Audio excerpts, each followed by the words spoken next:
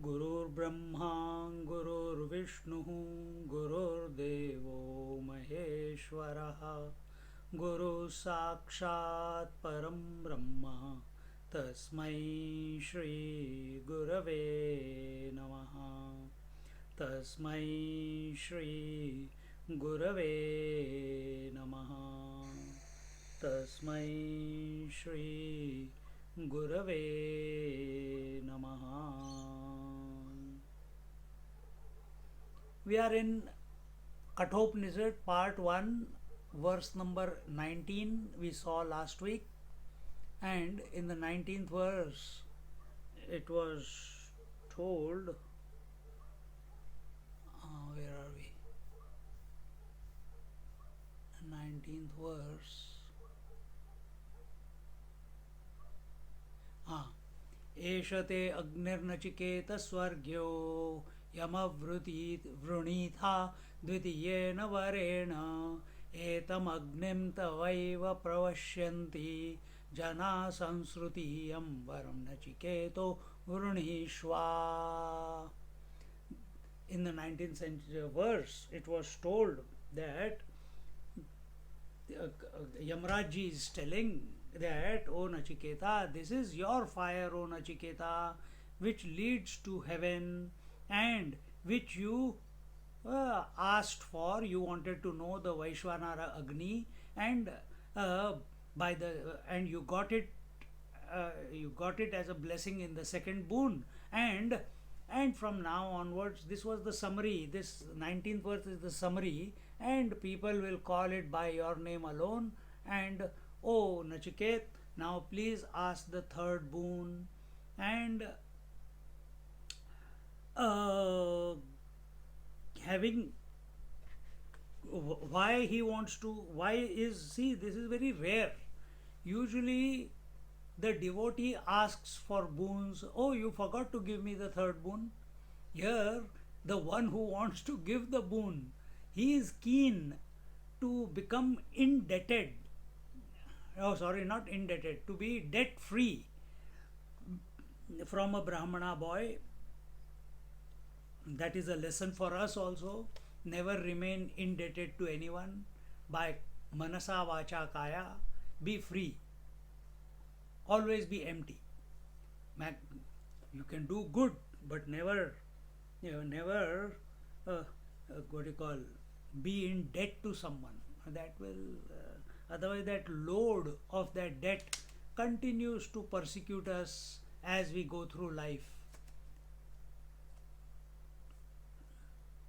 And we all have examples every year in our life, or we have seen people who are suffering from that.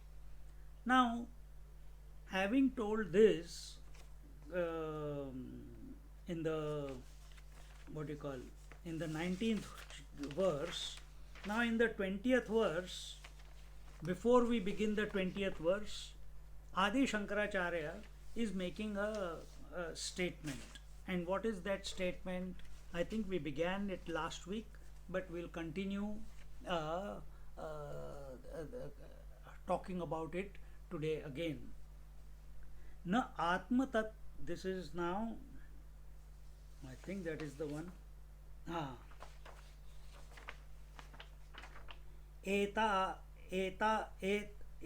एतावद्धि अतिक्रांतेन विधि प्रतिषेधार्थेन मंत्र ब्राह्मणेन अवगंतव्यम यद्वरद्वयसूचितं वस्तु. Here he says that because till now, till this verse, till boon number 2, we have gone beyond actions. How? We have gone beyond actions and negations. How we have done that? We have done it through do's and don'ts. Vidhi Nished. Vidhi Nished is do's and don'ts. Do's and don'ts are required where there is ahankar. Where there is kartrutva abhiman, there nidhi vished is there. That you practice yama, niyama. But once you come to samadhi, once you come to dhyan and samadhi, there no nothing you need to do, it's automatically happening. Breathing is automatically happening. When you do it, it is called pranayam. Exercise is automatically happening. You wake up, you walk, you go here, you go there, you are not thinking. But when you typically consciously start moving the body, it is called yoga or exercise. See? So, Nidhi Vishad, do's and don'ts. Don't do this, don't do that, do this, do that. Don't touch do the Achman in the right hand. One, two, three. Fourth one, fourth one, wash water, don't drink it, throw it on the ground. If you drink it, what will happen? Papam. Somewhere they say the wife must sit on the right hand side, somewhere they say she should sit on the left hand side. Different parts of the country, different rules. Some places they get married 3, 3, 7, 7, 8, 8 days. Go to Kerala, 10 minutes is too long. 10 minutes is too long. Once I went to Guruvayur, 170 marriages took place in those 2 hours. And there are only 6 cubicles. 170 marriages. It's like a machine. 5 minutes, ceremony over.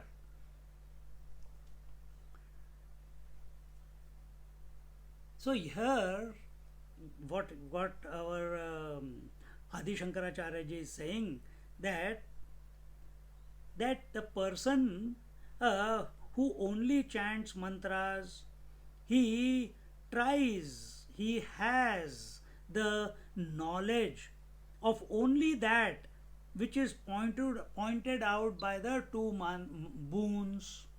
When you are doing any karma, where is karma? Manasa, vacha, kaya.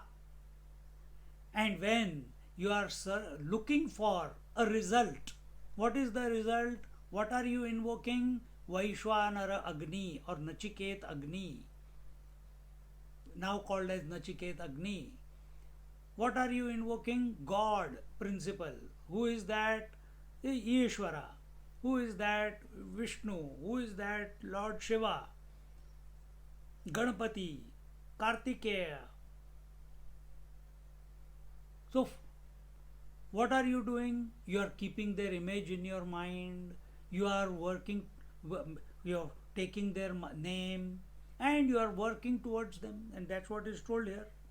That anyone who chants the mantra, but he is taking that infinite reality, he is taking that formless, attributeless, qualityless reality to be of some form. What is that form? Vaishwanara form, total form, Virat Roop. It's a personalized God. House is a personal space. But outside the house, is it a personal space? No, it is impersonal space. Oh, you can say it is council space. Or you can say it is Victorian space. Or you can say it is Australian space. But what once you go out of the earth? Whose space is it? No one's. Impersonal. When we put boundaries around it, it becomes personal. So what boundaries have you put? You have given it a form of Shiva, of Vishnu, of Ganapati, of Kartikeya. And in that you are imagining, you are invoking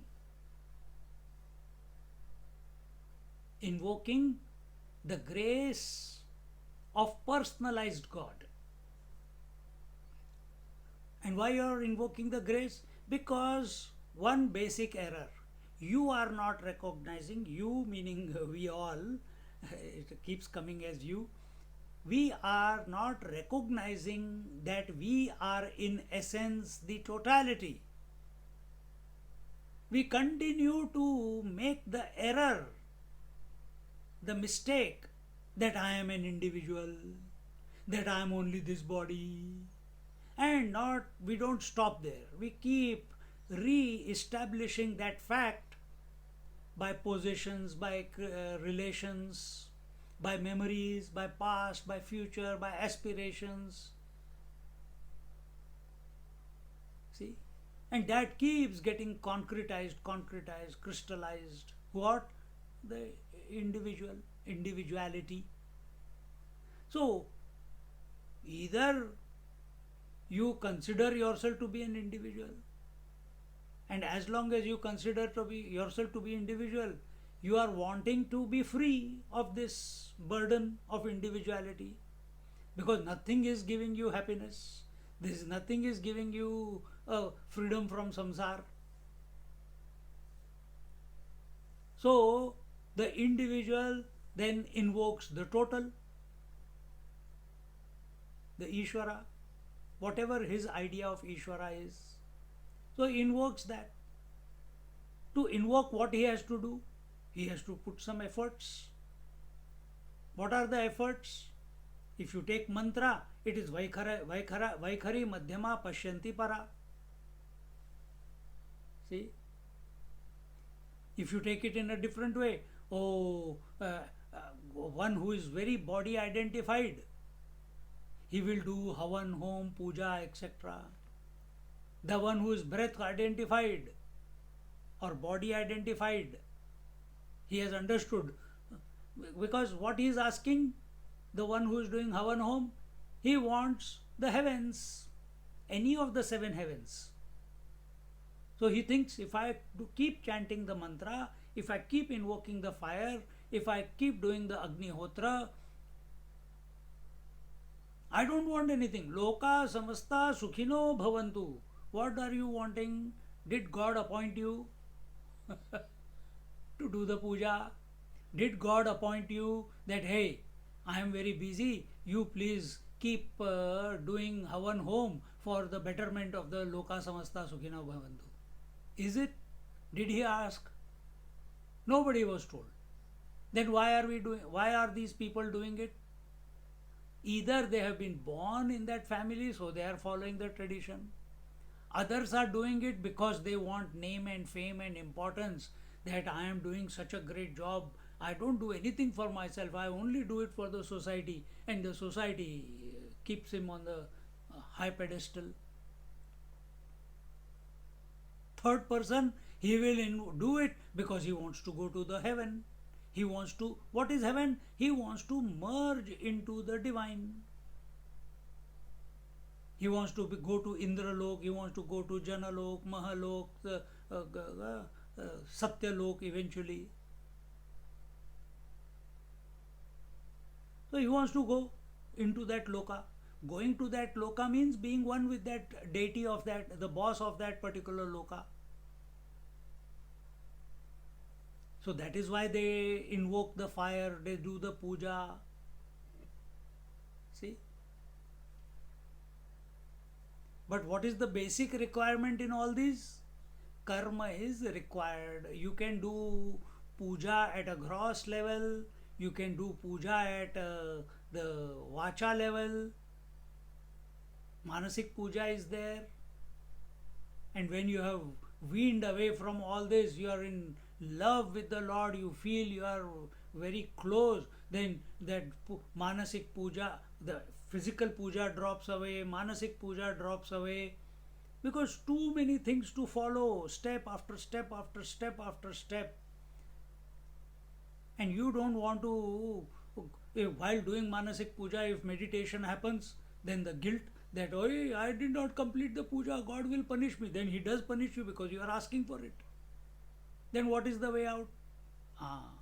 I don't want to get caught up in this. Anytime the Lord, I go into meditation in doing Manasik puja, and slowly that puja gives way and japa begins. Manasik japa begins. And then it goes through Madhyama Pashyanti Para. But you cannot go to Para straight away like that. Why? Because you are addicted to action, activity. You are addicted, one is addicted to doing. And as long as we are doing something at Manasa Vacha Kaya, the maximum we can go is to the Virat Roop. We saw that before, and that is what he is saying here, that only that which is point. So here Adi Shankaracharya says that maximum you can get by doing uh, uh, by through the personalized God, invoking the personalized God, you can have the first boon, which is health and well-being of our parents, nears and dears. And second, after having satisfied the health and happiness for the nears and dears, second thing is I want to be also happy. How will I be happy? Oh, let's go to heaven. That's the second boon. And we saw that in the heaven, what is not there? Old age and death is not there. Hunger and thirst is not there.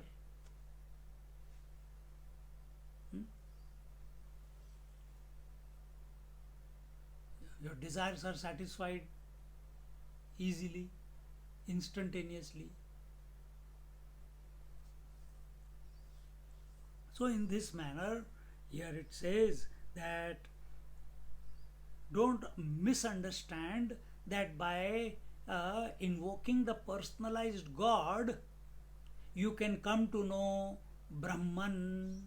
Brahmaitmaikya Bodh is not possible by invoking the personalized God. Personalized God is invoked only because you think you are a form or with certain qualities, abilities. So you are invoking someone with a greater, all inclusive form with greater qualities and abilities and capabilities. That's all. And we feel that right now I am at the mercy of the mind, the individual things, and if I go to the heavens, I will be the master of the mind. If I go to the the ultimate heaven, Satyalok, or if I go to Virat Roop, what will be? All the whole creation is in me, and I am in the whole creation. Samadhi lag gayi. Why mind vanishes? Because there is no otherness. Same thing is Satyalok also, Brahmaji. But that is also not a permanent state.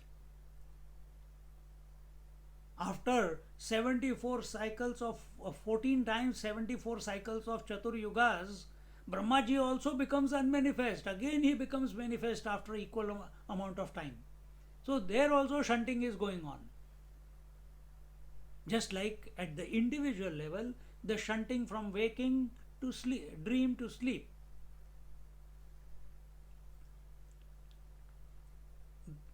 So manifestation and unmanifestation. Brahmaji is also going from manifestation to unmanifestation. That is the maximum. So if we come to that point of that experience, it is not equal to Brahman. It is not equal to Brahmatmaikya Bodh. There will be rebirth again. But they say when we go to God, there is no rebirth. Yeah. You will go to those heavens only as long as your merit lasts. Once the merit is over, pop, you come down again, depending upon what desires you have been harboring in your mind. It's an infallible rule. You have to pay your debts. So the complete mukti, no rebirth, is only possible when we get to Brahmatmaikya Bodh. Ekameva Dvitiya principle. Yeah. So here he says, where are we? So with that understanding, this is what Adi Shankaracharya is trying to explain. That don't mistake God contemplation, God invocation, chanting the mantras, doing the pujas, doing the havans, doing yoga, doing pranayama, doing dharana, dhyan, samadhi. If the focus is on the personal God, conditioned God, even if the conditioning is total conditioning, it is not equal to the infinite reality. And then here he says, न आत्म तत्व विषय यथात्म्य विज्ञानम अतो विधि प्रतिषेधार्थ विषयस्य आत्मनि क्रियाकारक फलाध्यारोप लक्षणस्य स्वाभाविकस्य अज्ञानस्य संसार बीजस्य निवृत्ति अर्थम तद विपरीत ब्रह्मात्मैकत्व विज्ञानम क्रियाकारक फल अध्यारोपण लक्षण शून्यम आत्यंतिक निश्रेयस प्रयोजनम वक्तव्यमिति उत्तरो ग्रंथ आरभ्यते. Here he says that that that to remove this, to dispel this ignorance, avidya, which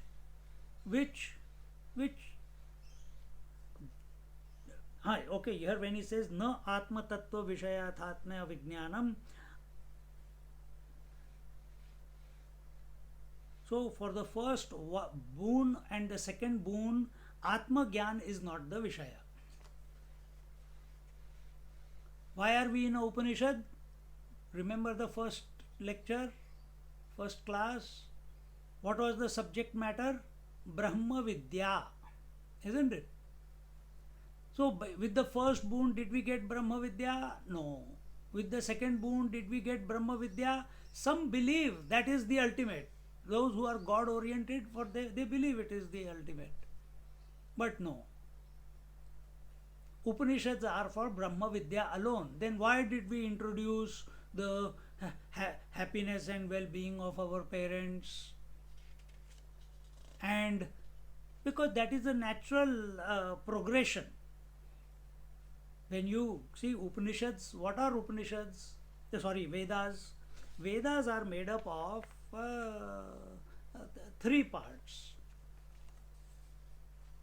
First part is the Karma Kand. Differently I am putting it.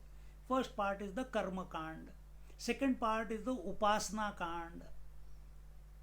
And the third part is the Upanishads. In every Veda it is like this. 70%, 80%, why 70, 80? 90% of the, 95% of the Vedas are full of. So you can say out of that 70% will be all the Karma Kand. Then another 25% will be the mantra or the upasana. And last 5%, 2%, 1% is the splattering of Upanishads here and there.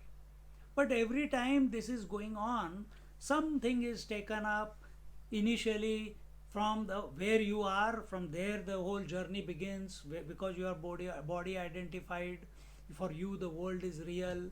So Karma Kand is done, Havan Home. Why? So that you wean your senses and your mind away from the world and focus it on the fire or on the God, or you are so addicted to doing something, so you are initiated into that particular practice. And as you keep doing that, if we are doing it conscientiously, then purification will happen. It is bound to happen. If we are doing it with love for the divine, then automatically, as I said just before, that next part is the mantra part. We do Om Sahasra Shirsha Purusha. Why? What are we doing with that particular mantra? We are giving bath to the God. See the pathetic state that we are in. With Sahasra Shirsha Purusha, we are giving bath to the God. And what does the mantra Sahasra Shirsha Purusha mean? We never think about that. We never contemplate on that. So when this person who has been doing so much physical puja, etc., eventually he has been chanting all this, one day by grace it will click in him that what is this I am doing? What is this mantra that I am chanting? Sahasra Shirsha or Narayana Suktam or Durga Suktam or Rudram. Then he starts, instead of getting addicted, automatically it's a natural progression. He will get attracted towards the upasana or the suktams and the mantras, etc., etc. So first part was also for purification. Purification of what? Keeping the world at bay so that it doesn't enter our mind. Upasana is done so that our mind does not become a problem for us.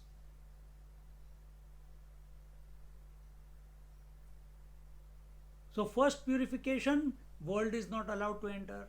Second purification, the inner turmoils within the mind are kept at bay. How? By invoking the divine, the love for the divine. Then such a student becomes qualified for Brahma Vidya. Then he comes to the Upanishads. As we saw in the last Kena Upanishad, we did straight away the gods. So here also it's a very unique, because it's called Katha Upanishad or Katho Upanishad if you join them together. So Katha means story. So the whole details of all this, remember the Lord of Death in the Upanishad proper, when we were studying it in last few classes, he did not give the details of the bricks and the shape and the numbers, etc., isn't it? He just brushed it away. The Upanishad brushed it away because that becomes the part of the Karma Kand. That is not important here. You see? That is not important here. So because it is Katha, the story has been, it begins in many anuvakas before, many paragraphs before it begins. And as it is developing, it is going higher and higher in contemplation, it has reached the Upanishad now. So in the Upanishad, quickly having mentioned the situation, the scenario, and the first two boons, now before we enter into the 20th verse, what will be the topic there? Brahma Vidya. What will be the topic? Atma Gyan. So Adi Shankaracharya is bringing our attention to this point. Don't misunderstand that what you have studied till now is Brahma Vidya. It is not Brahma Vidya. It is only to get some goals in the world. Maximum you will get is a great divine ecstasy. What after that? Brahma Vidya is going beyond the parameters of Desh Kala Vastu.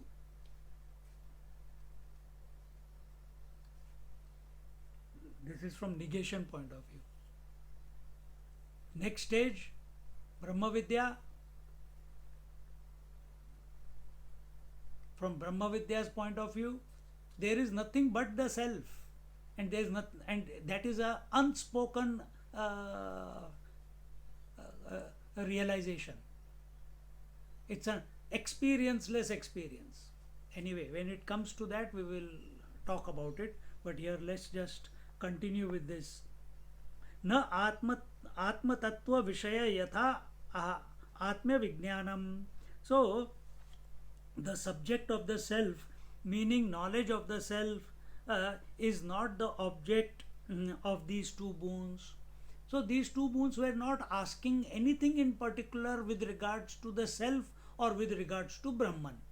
The first boon asked about the welfare of parents. The second boon asked about esoteric, fantastic experience of ecstasy, that is merging into, going to the heavens. Going to the heavens meaning where the world does not become a problem to the person. It seems I'm repeating myself again and again, but it is important also. It's just coming. And what is the how does the world become a problem to us? Hunger, thirst. Sorry, that is at breath level. Body level, how does the world become problem to us? Because body is a part of this world. You did not create it. Someone created. You entered and called it my body.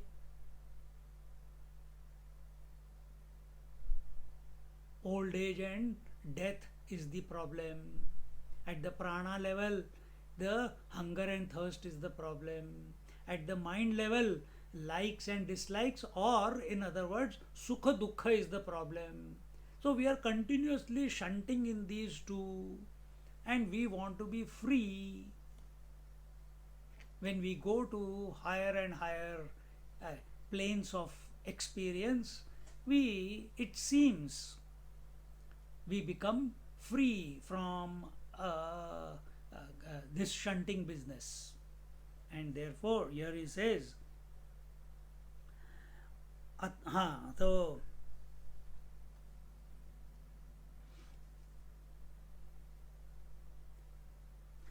so here he says that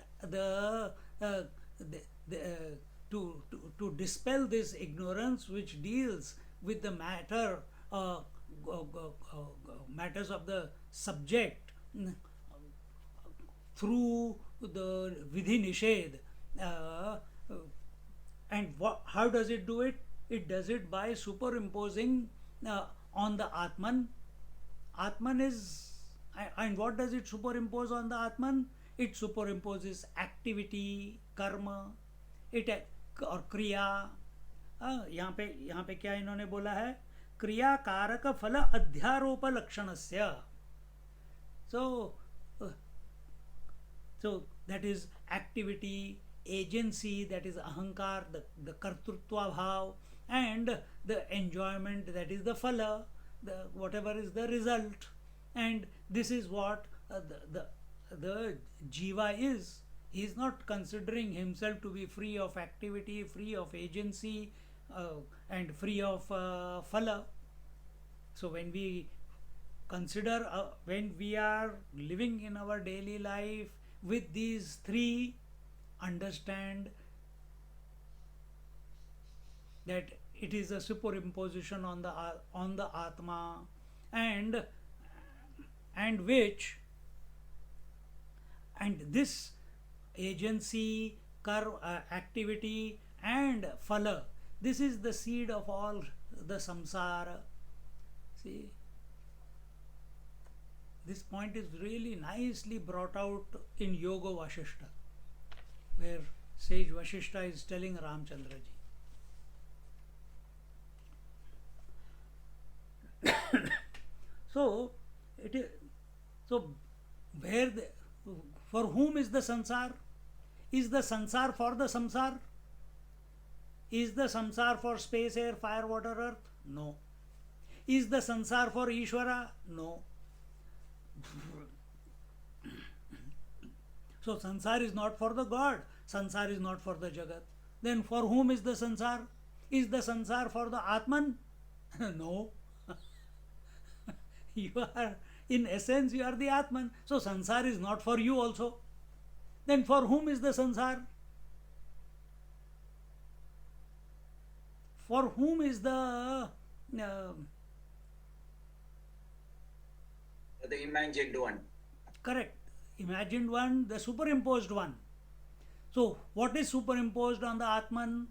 These three are superimposed on the Atman. Adhyarop means superimposed. Superimposed means like a husband is superimposed on the man. Is the husband there? Answer to yourself. Husband is not there. Wife is superimposed on the woman. What is the reality? Woman. What is adhyarop? Wife. What is the reality? Man. What is adhyarop? Husband, father, son, friend, employee. Who are these? That is adhyarop, that which is superimposed. Who are these? Are they real? No. Then what are they? They are illusions. They are imaginations. They are projections. Man is real. Who has the problems? Does man have the problem of the husband? No. Who has the problem? That imaginary entity has the problems of the husband. The father has the problem or challenges of the children. Man has the challenges? No. Man has got no problem. So, what is samsar? Being man and woman is not a problem. Samsar is for the husband. Samsar is for the father. Samsar is for the brother. Samsar is for the son. Who are these? Imaginary. Exactly the same way. If you understand this example, exactly the same way. Atma has got no problem. On this Atma, everything is superimposed. When something is superimposed,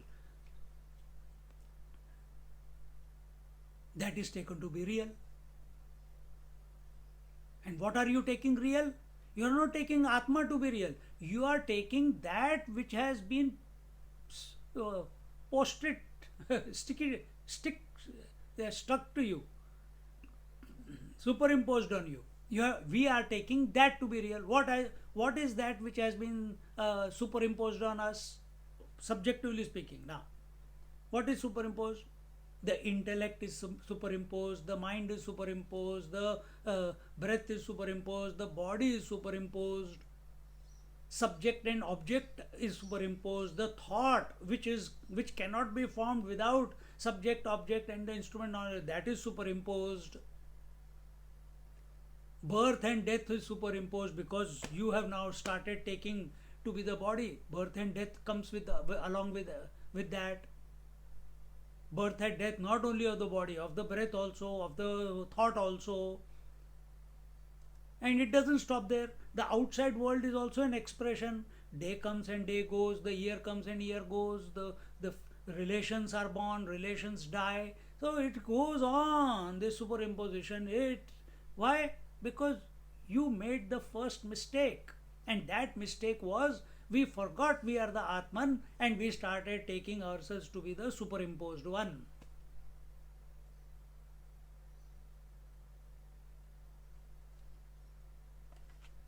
So, it is therefore this activity, agency and phala, these are the seeds of samsara.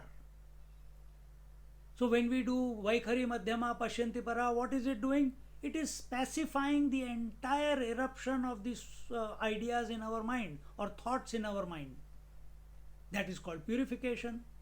Where the mind has settled down, samsara also settles down because it is not able to make an impact because we have given. So all the problems that a person was having before, while he was in marriage, they become zero when he gets divorced. But he is unique. He creates other problems for himself. But that problem goes away.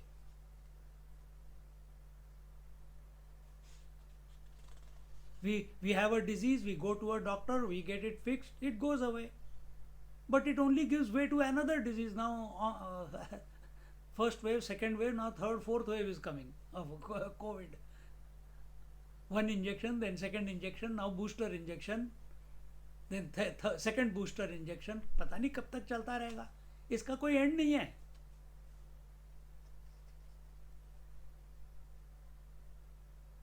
Just as the 16 kalas, the waxing and waning of the moon is superimposed on the moon.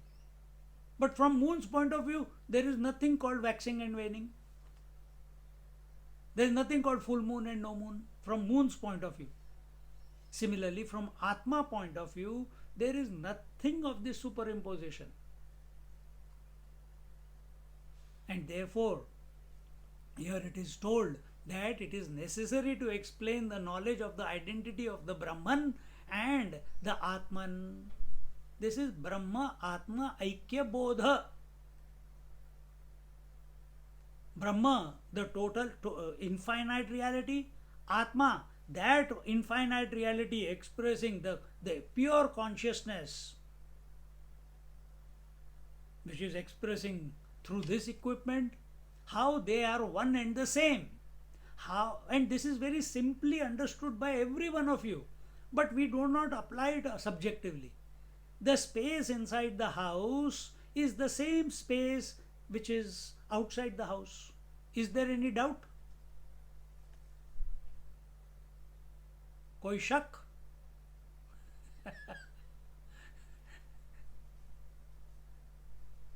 No doubt. कोई शक नहीं है. Shak means doubt. No doubt. Then why is it so difficult to apply it subjectively, that the consciousness that I am is the infinite consciousness? Only one error. You are not considering yourself to be consciousness. You are considering yourself to be the body. You are considering yourself to be the mind. You are still not, it has not clicked that mind is nothing but consciousness. It has not clicked that body is only a thought in that mind which is nothing but consciousness. It has not clicked that this entire world, this sansar, only appears as a thought in the mind which is nothing but pure consciousness. This hasn't clicked yet. So we are going in circles and circles and circles. And therefore, the Adi Shankaracharya ji is saying that it is important for us to bring this point of the Brahma Atma Aikya Bodha. And what is this Brahma Atma Aikya Bodh? It is contrary to the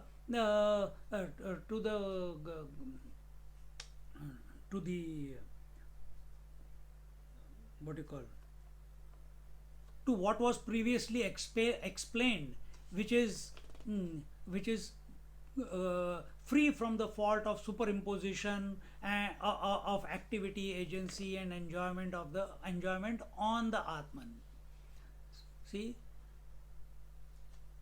and when we have come to know the Atman or Brahmatmaikya Bodh, we come to absolute emancipation. We come to the absolute reality from where there is no fall ever possible. So when did we explain to you this previously? We explained this to you in the Sambandha Bhashya, where the topic of Brahma Vidya, that is the subject matter, was given. So in this manner, so now keeping this point in view about the first boon, second boon, and now, and also what was the subject matter, what is the subject matter of the Upanishad? Brahmatmaikya Bodh or Brahma Vidya. Keeping this in view, the rest of the Upanishad now begins.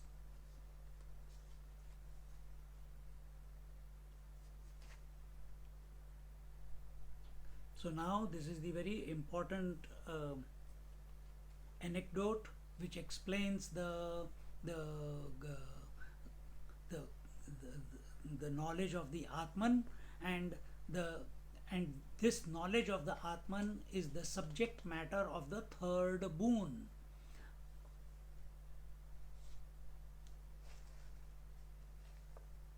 See,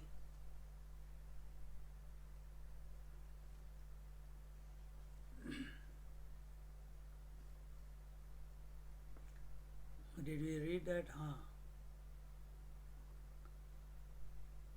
तमेतम अर्थम द्वितीय वर प्राप्ति आप्यकृत कृतार्थत्वं तृतीय वर गोचरम आत्मज्ञानम अंतरेण इत्याख्यायिकया प्रपंचयति, यतः पूर्वस्मात् कर्म गोचरात् साध्य साधन लक्षणाद अनित्या नित्याद्विरक्तस्य आत्मज्ञाने अधिकार इति तन्निन्दार्थं पुत्र पुत्र पुत्राद्युपन्यासेन प्रलोभनं क्रियते.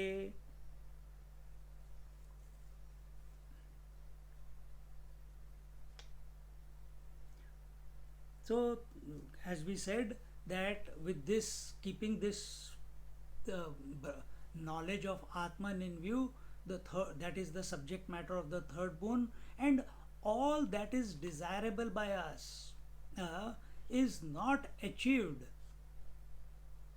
All that we want to get. What do we want to get in the end? We want to be,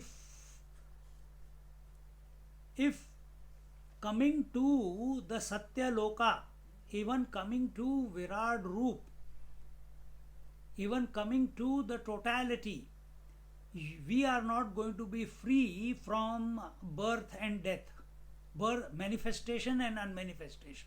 Forget birth and death here. Birth and death is only for individual. Then what is manifestation and so all that we have achieved is the totality, but we are still in the relative. That is not mukti.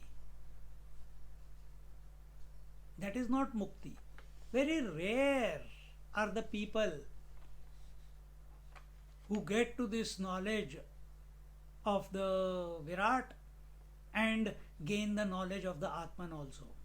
But for that, the foundation must be correct when we start. As we are doing it in Adhyatma Ramayana, yes, we are reading the Adhyatma Ramayana, we are going to listen to the story of Ram, but the first chapter, Ram Hridayam, itself is declaring who is this Ram. He is the Parabrahma Paramatma. There it is not even the word Ishwara, they have not even said he is the Ishvara. He is Parabrahma Paramatma.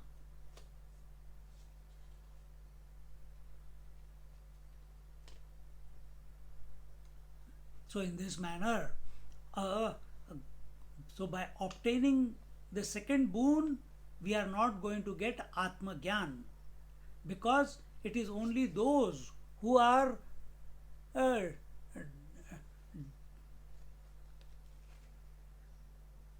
disgusted with the previously named means and ends, that I'll get this boon, please keep my family happy. If I get this boon, I will get the first heaven, second heaven, third heaven, fourth heaven, fifth heaven, sixth heaven, seventh heaven. Oh my God! Go to Tirupati, 7 doors open, you are in front of the Lord. Only to be kicked by the security guards there, to be and thrown out before even you look, have a peaceful vision of the Lord.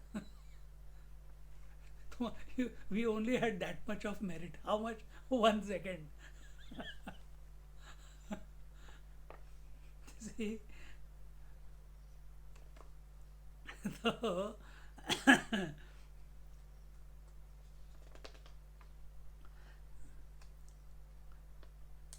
so all this, what we get in the second boon, it is all produced by karma. When whatever is produced by karma, whatever fruit we get out of karma, it is only temporary, it is only transitory, it is not a permanent state. It is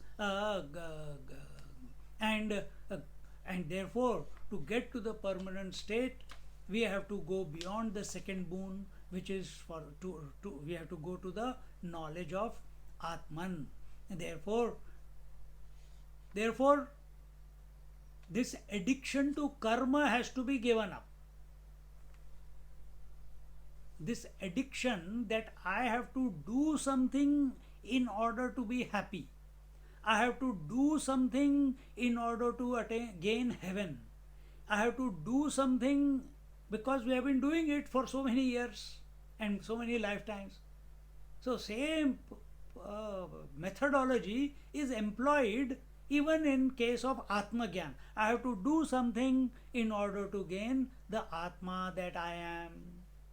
See how contradictory the statement is. I have to do something to find out who I am. Are you stupid or what? And as long as this idea continues to oscillate in our mind, we never become subjective. We search for the Atma in an objective way.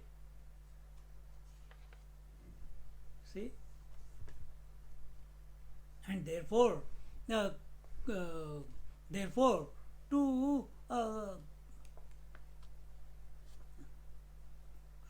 in order to weaken our addiction to this karma, or uh, to denounce karma, the what do you call, uh, the Nachiketa, uh, in the third boon, whatever the boon is after that, when he our what is that, our Lord Yamraj, he will try to keep him away from the Atman. Because sometimes many people, they say, Swami ji हमको आत्मा ज्ञान दीजिए, स्वामी हमारा tell me what the truth is.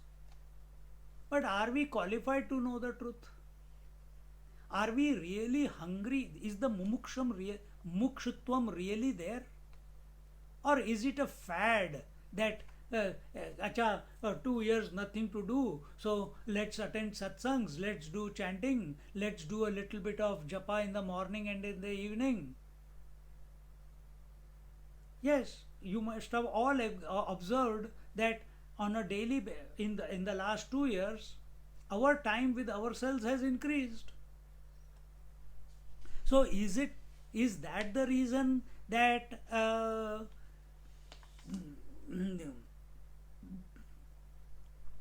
or we have read it in some book, or we have heard it on some satsang in a YouTube, और in childhood we heard, अरे there is something called ब्रह्मात्मैक्य बोध, अरे मैं आत्मा हूँ, अरे अभी अब तो कन्फ्यूजन हो गया, चलो सत्संग सुनते हैं.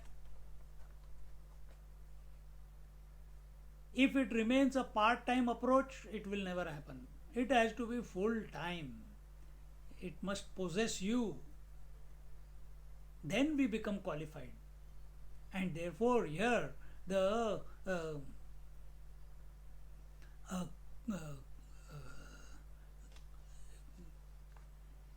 in the third boon, Nachiketa is asking for something that is beyond these two boons, and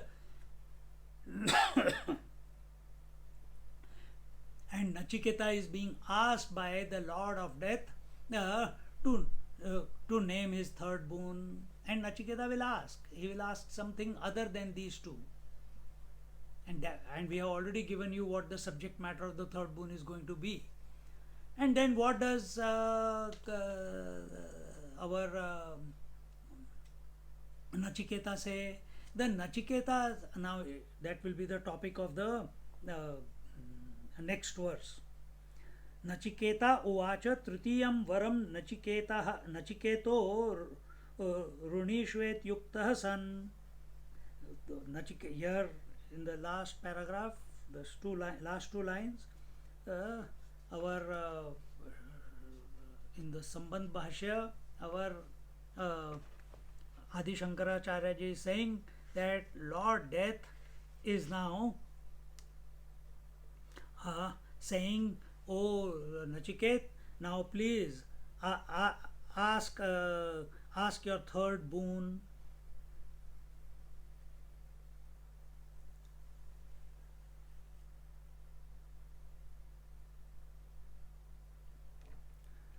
See, we come to this third boon when we do not have any interest. Here it says, where are we?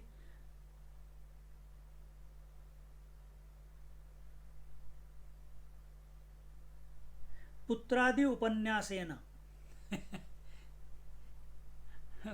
When our mind, putradi, children, etc., upanyasena, that continuously you are only talking about the story of your children. You know, when my mum is like that. You know, when Swamiji was small, he used to be like this. He used to do this. He used to do that. He was standing like this. He used to be so naughty. This, that. Array, another mother is coming with a small baby. Listen to their joy. Listen to their leelas. Why you have to bring your child? Who is your child? A 60-year-old Buddha with white beard. When Swamiji was small. ये कोई तरीका है? This is upanyas, storytelling. So who is qualified for the third boon? Who has no storytelling that about his relations, his possessions, who has no stories to tell about the siddhis that he has. He has no stories to tell that I saw this Lord, I went to that loka, met so many Mahatmas. They came to visit me in the dream. Gods came to me in the dream. I went to them. I got out of the body. This, that. So many things happen in the second boon. As you come close, as the individual mind becomes one with the total, all the qualities, all the abilities of the totality, they start expressing through that mind, and that becomes a source of ahankar. That becomes a source of ahankar. You can see so many Siddha Mahatmas are there.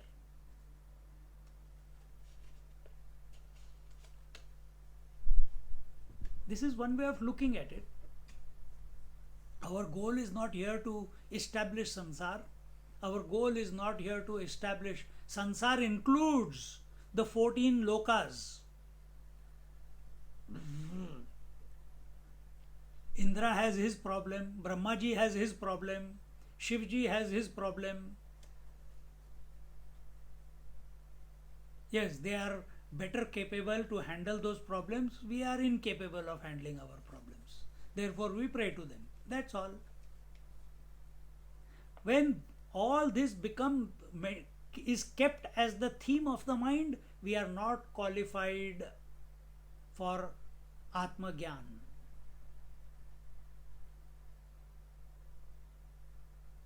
We have to shun away the stories of family, the stories of the world, the stories of our of gods, the stories of various fantastic experiences that we have had. Nothing. Stories of the past, stories of the future.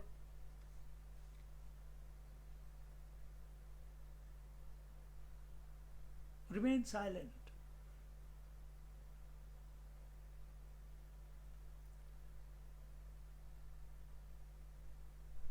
And we'll see when he says here, putradi upanyasena pralobhanam kriyate.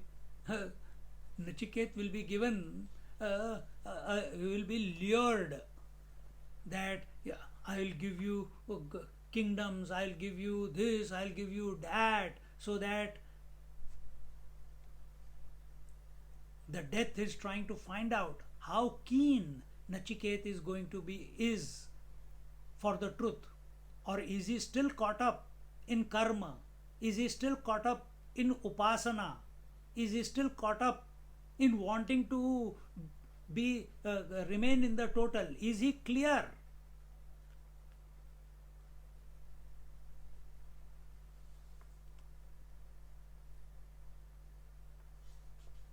Lot of clarity is required. And clarity does not come by reading. Clarity comes by contemplation.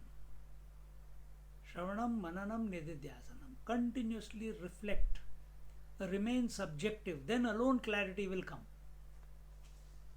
Clarity comes when we are practicing discrimination. Nitya, Anitya. Changeless, changing. Permanent, impermanent. Everything that is impermanent, cut away, cut away, cut away. World is changing, throw it away. Relations are changing, throw them away. Body is changing, who cares? Breath is changing, so what? Mind is changing, acha, thu. Concepts are changing, forget it. Give it zero value. Come, who knows all this? That is the changeless. Until unless we are not focused, and unless and until we are not keen towards this changeless principle, that's mumukshutvam. Mumukshutvam is not becoming one with God. Mumukshutvam is being one with the Atman, which is none other than the Brahman.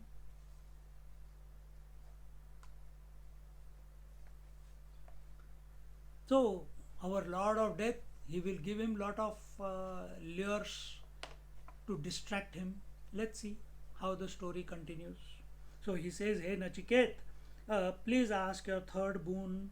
Uh, and then, as a result of that, Nachiket said, "Now the third, in the third boon, the 20th verse is called as, it says, Atma Rahasya, the secret of the self.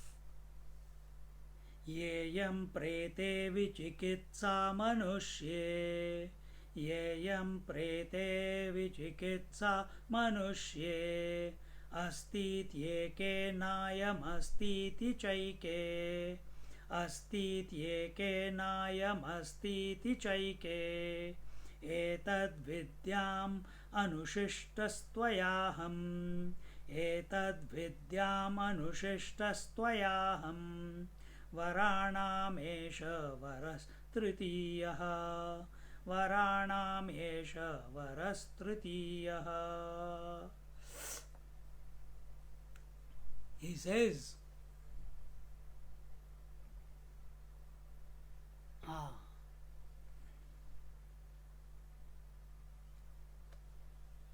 hmm,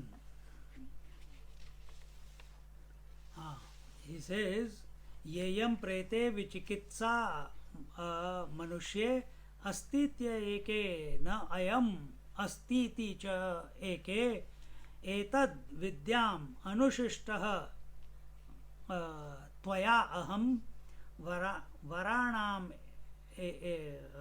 varanam esha varaha tritiyaha. So he says, there is no doubt, there is a doubt. Nachiket is asking the third boon, and what is it? What does he say? He says, there is a doubt pertaining to a dead man. See how he is beginning the topic, and this is the conundrum that you, me, everyone who considers themselves to be this body, who considers himself or herself to be born, who has a personality, who considers himself a jiva, different ways. This question must have come to every one of us sometime or the other. And what is that? There is a doubt pertaining to a dead man. Some say he exists. Some say that when the body dies, the soul exists,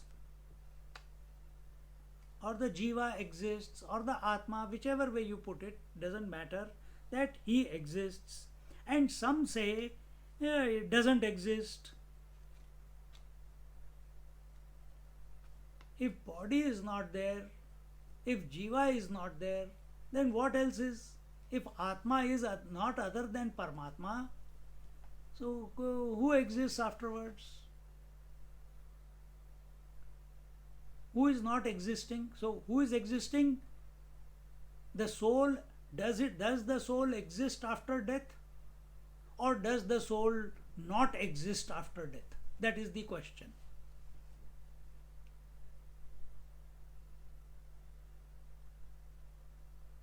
About this, I would like to be educated by you. This is my third boon.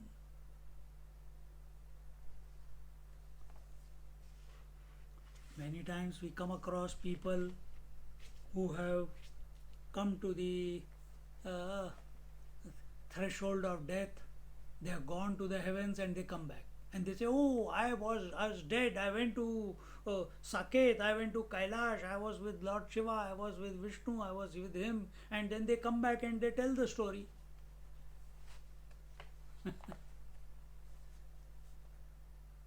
And then they say, "There is heaven after death. I have already experienced it." Because clinically they were dead in the hospital or at home. But then afterwards they come up, get up.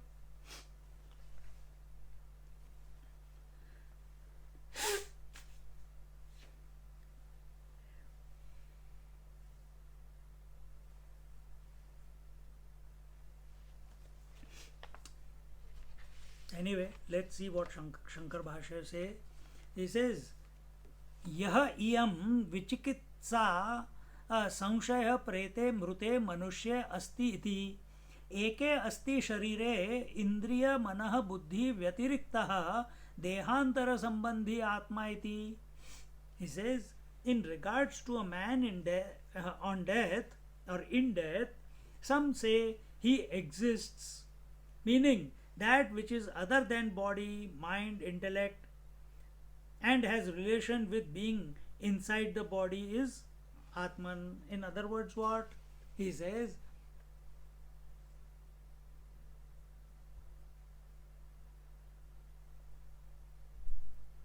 he says, uh,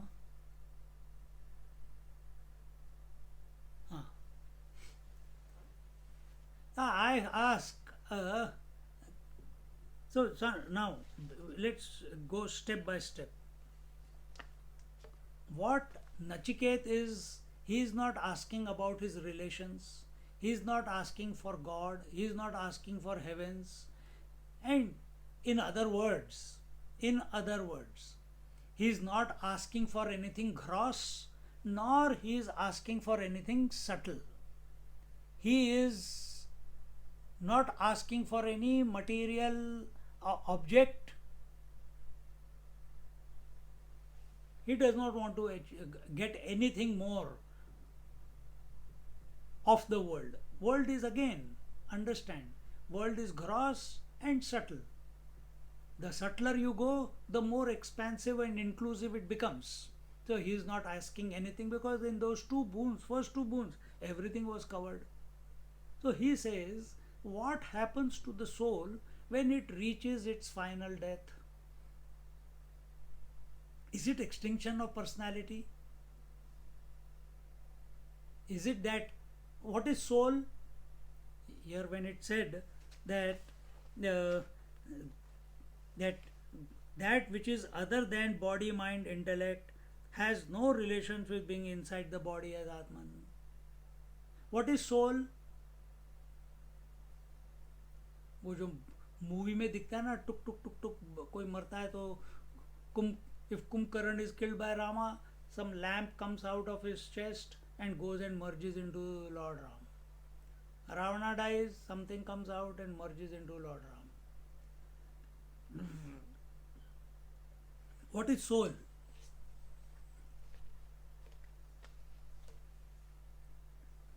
Someone tell before I go ahead. We have covered that point before. Consciousness identified with memories. Yes, thank you. Consciousness plus memories is equal to soul. So that I, mind means I, subject and object. Subject is I, aham, and idam is many other thoughts, isn't it? So now, what is this aham? Aham identified with memories.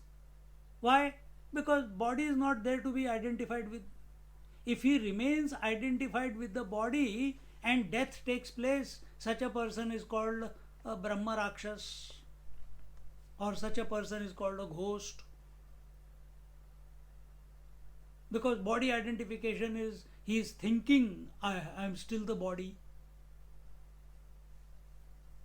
But we are not talking about that. We are talking about, and probably somewhere subtly that feeling is there. That is why we get another body.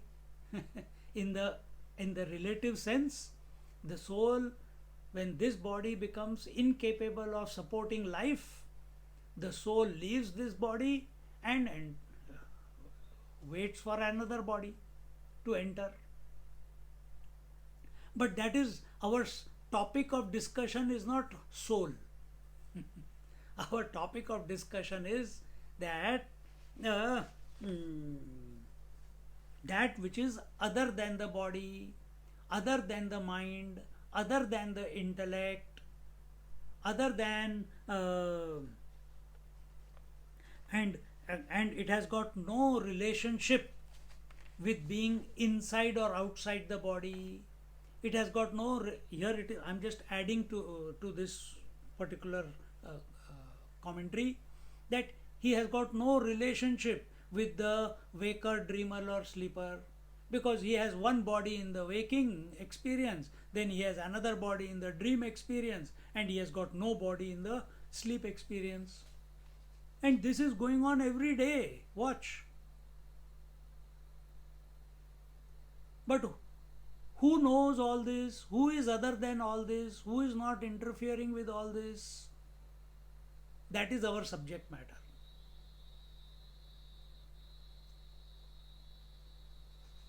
Continuing.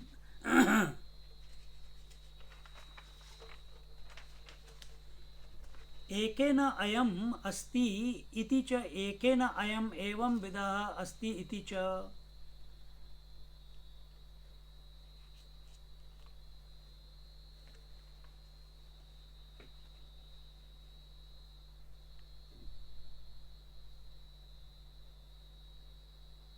And some say there is nothing of this manner and एके अतः च अस्माकं न प्रत्यक्षेण न अपि वा अनुमानेन निर्णय विज्ञानम एतद् विज्ञान अधीनः हि पर पुरुषार्थः. Therefore, in ourselves, without direct experience or also by inference, inference is anumanena, direct experience is pratyakshena. So, in ourselves, without direct experience or by inference, complete knowledge is not there, because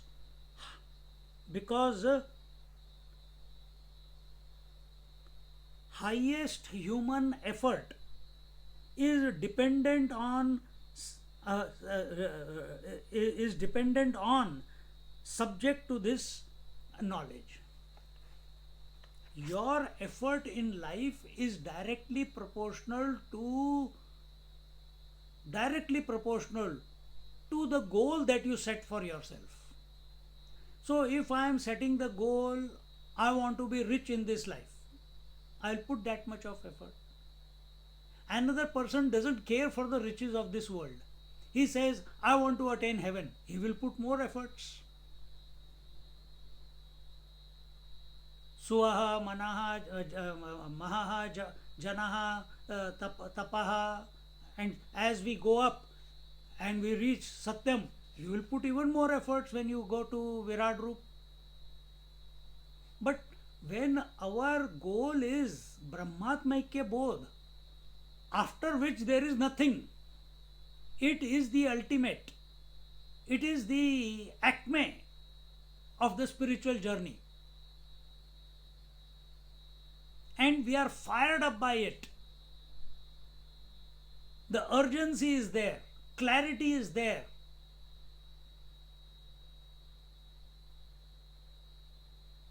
Then the amount of effort that you will put for that will be also that great, isn't it? You will work towards it.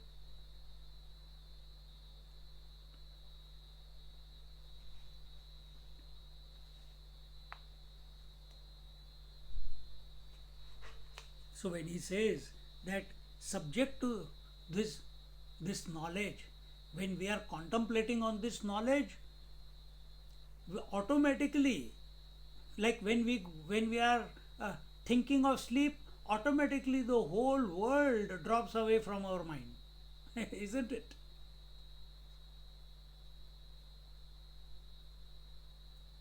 When we are seeking this Atma Gyan, automatically both the individual and the total world, everything will drop away, nothing will attract us, nothing will distract us. So here when he says the Parama, what is that? Where are we going? ज्ञानाधीनो हि पुरुषार्थ इत्यत एतद् विद्यां विजानीयाम् अहम् अनुशिष्टो ज्ञापितस्त्वया वराणाम् एष वरस्तृतीयो यः वशिष्ठः. So, therefore, I want to be educated uh, by you on about this knowledge, that which is beyond everything, that which is not within the purview of body, mind, intellect, that which is not in the purview of individuality and totality, that which is beyond the samsara, beyond individuality and totality, beyond mind, intellect, and body. And I want you to teach me that. I have come to, I have to learn that. I want to learn that from you, O Lord Death. And this is my third boon.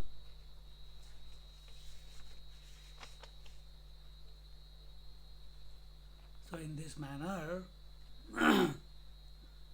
our Nachiket, he says that that I wish to receive this knowledge, that and I regard that you bless me with this knowledge, you grace me with this knowledge as my third boon. This is not the death in general.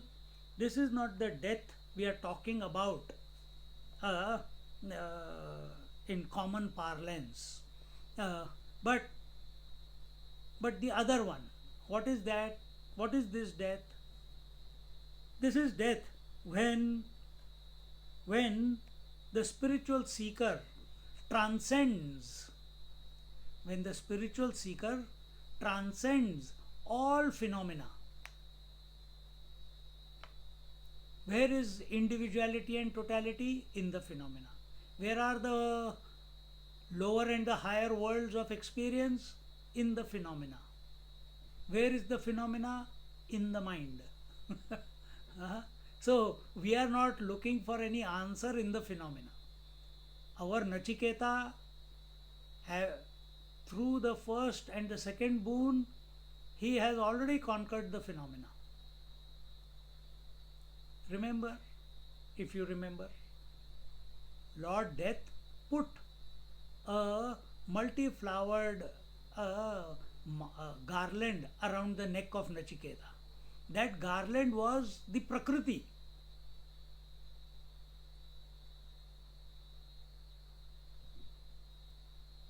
Now he has got no desire because he is already the master of Prakriti, because the mala is there. Unlike us, what is us? We have something, we want more of it. We have $10 in our pocket, we want 100. We have got 100, we want 1,000. We have got 1,000, we have got 1 million. We have one house, we are not happy. We want 2 houses, 3 houses. How many you can live in? Only one bed in one room. But how many you want? Hundreds of them.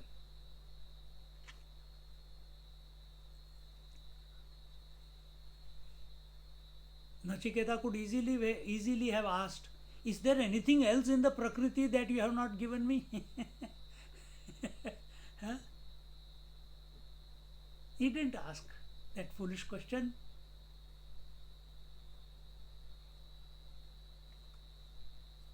Having gained the secret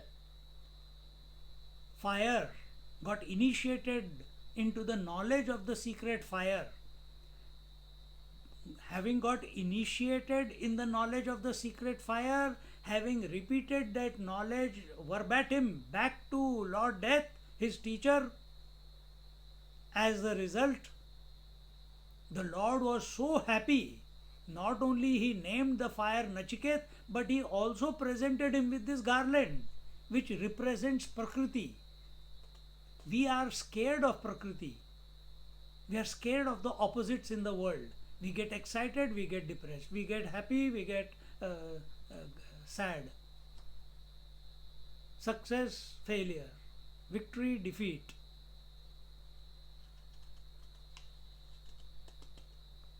Prakriti for us is individuality, totality. Prakriti for us is waking dream, deep sleep. Manifestation, unmanifestation. Nachiket is wearing that entire Prakriti and all its myriad colors around his neck as graced by Lord Death. A similar garland is around the neck of our Lord Krishna also. In such a person like Nachiket, now no desire for Prakriti, no desire for the relative remains. Now his mind, because he has already achieved, without putting efforts, he has achieved. All he was doing was intently, single pointedly, alertly doing Shravana, listening to his teacher. And when the teacher asked repeat, he repeated everything. And while he was listening, he must be contemplating. When he was repeating, he must be contemplating. So the words germinated into knowledge the moment they appeared in the mind of Nachiket. Our is, we listen, we collect the information, we ruminate over it, brood over it, that is called reflection, and then maybe, because we have created a distance. What is the distance? What is that? Mananam and Nididhyasanam. Reflection is to remove the doubts, Nididhyasan is to become focused on it. Meditate on it. Nachiket did all the 3 steps in one go. He didn't create a distance between listening and being. He imbibed the knowledge that Lord Death gave him, the secret of the heavens, of the Prakriti, the Vaishwanara Agni. He listened, he imbibed, consolidated there and then, just like Parikshit did when he was listening to Bhagavad.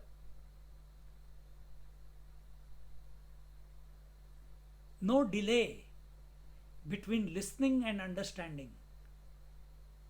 Is there a delay?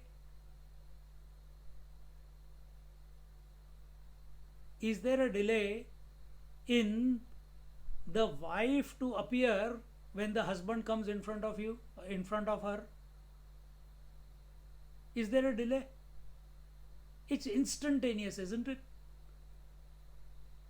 Wife is a understanding, it is a knowledge within you which comes with its own what do you call, vibhuti, expressions. Now that particular expression will not come up in front of anyone else except your husband, because you have become one with that role. So Nachiket has invoked that Agni and become one with that Agni, the Vaishwanara Agni. And the result of it was the garland. Now he's got nothing more to ask for in this relativity. And therefore, what next? When Prakriti is unable to disturb us, the Prakriti, even if it is demanding attention, we are not available to it. What's the next frontier that a seeker, that a spiritual seeker must aspire for?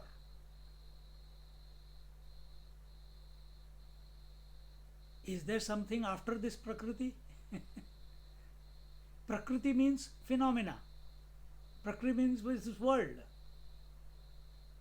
So, is there something beyond the phenomena? What is phenomena? Changing is the phenomena. Who is inspiring this phenomena? That was the question. Kene Shitam, Kena Upanishad, first verse.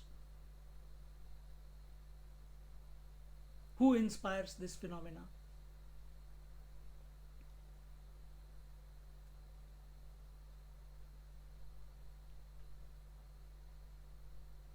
It is a natural progression. If anything is still left to be done in this relativity, in this creation, then this third boon will go over your head. Why? हाँ, बहुत very nice, very worthy goal to aspire for. But inside, what is going on?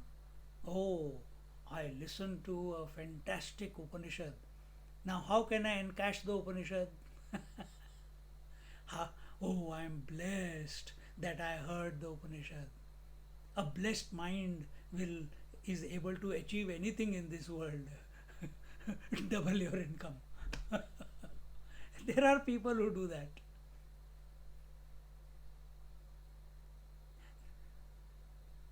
They say, come and bless our house by doing the class.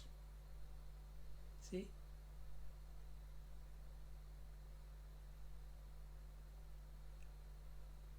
So, house is more important. So, what has happened? Satsang has become the means for blessing the house. House was the means. House was the means. Similarly, God has become the means to satisfy our desires of the world. Exactly the opposite was true in the relative level. The world was the means by interacting with which we should have cultivated dispassion so that we fall in love with the divine. But instead, what do? We are afraid of the divine. We invoke the divine for what? To satisfy more and more desires of the world. This is not the situation. This is not the condition of our Nachiket.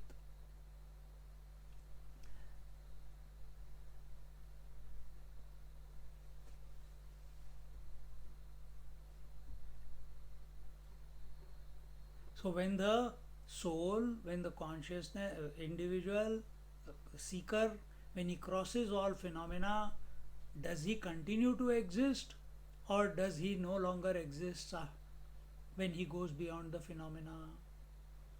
See? This question has been asked many places. In Chandogya Upanishad also this question was asked. Maitreya asked Yajnavalkya, and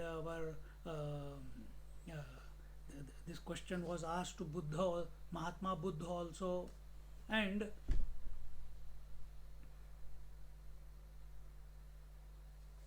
what they answered, we'll look at it next week. अभी सिर्फ ये ध्यान रखो कि are we focused on that which is beyond the phenomena? Now live your next week. These are the triggers. Am I the witness of the phenomena? Am I the owner of phenomena? Am I afraid of phenomena? Phenomena also means doing. The agent, remember what was the phenomena? Samsar, agency, kriya and phala, fruit. Kriya was activity, agency is the doership, and wherever there is doership and karma, there will be a result, there will be a consequence. This is the part of the phenomena. Let the mind go through the phenomena. You keep watching. That it is a phenomena, nothing for me to do. I am other than it. Let it undo itself. Just like mind undoes itself when it is going to sleep and empties itself out, just watch the phenomena. Don't react, don't respond, don't own, don't give importance, don't give value. See how quickly it winds itself down. As the phenomena slows down, it is automatic that this question which Nachiket is asking, same thing our Ramana Maharshi also asked. He said, who am I? If I am not the phenomena, if I am not the waker, dreamer, sleeper phenomena, then who am I? If I am not the body because he had out of body experience, then who am I? If I am not the karta, karma and the phala, then who am I?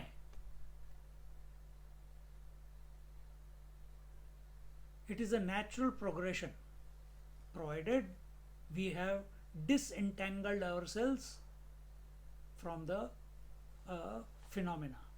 We have developed that acumen that we are other than the karta, karma and the phala. Om Purnamada Purnamidam Purnaat Purnamudachyate Purnasya Purnamadaya Purnamevavashishyate. Om Shanti Shanti Shanti. Hari Om. Shri Gurubhyo Namaha. Hari Om. We'll look at it in our next class. We are thinking of the retreat. I'll find out from the temple on the 18th and 19th of December. This will be on Sri Ramana Gita, I think the concluding part. So 2 lectures before lunch, 2 lectures after lunch on Saturday, and same thing repeated on Sunday also. So let me work it out and I'll inform you. If you are not on the Gita group or Wednesday class group, please email, SMS me and I can add you to that group, because I don't know who all are listening. Some of them are, I don't even, most of you are there, and even I don't know. If you are not on the group, let me know, that's all. I'm not going to go through each. Hari Om, just sit for a moment and then we'll conclude. Hari Om, Swamiji.